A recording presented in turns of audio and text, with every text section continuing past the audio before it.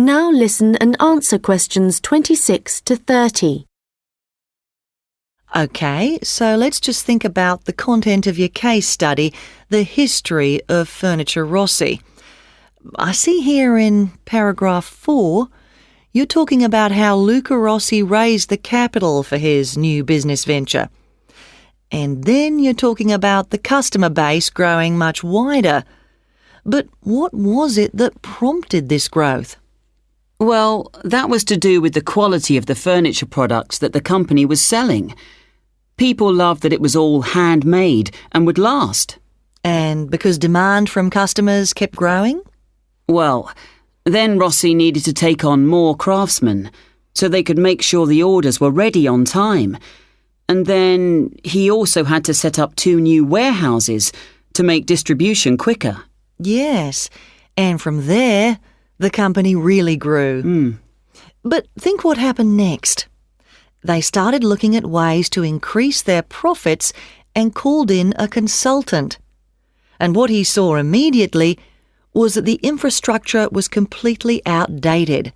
They were paying 3 full-time admin staff just for data entry. So he recommended they upgrade their software programs, and that, in turn, cut operational costs and just speeded everything up. I'm surprised they didn't get onto that earlier. But I suppose Luca Rossi was more interested in the design aspect rather than the finance side of things. Yes, I imagine that's why he eventually turned the day-to-day running of the company over to his son. And in fact, it was the son, Marco, who persuaded his father to move on from traditional television advertising and go online instead. I guess that's the best way to reach people.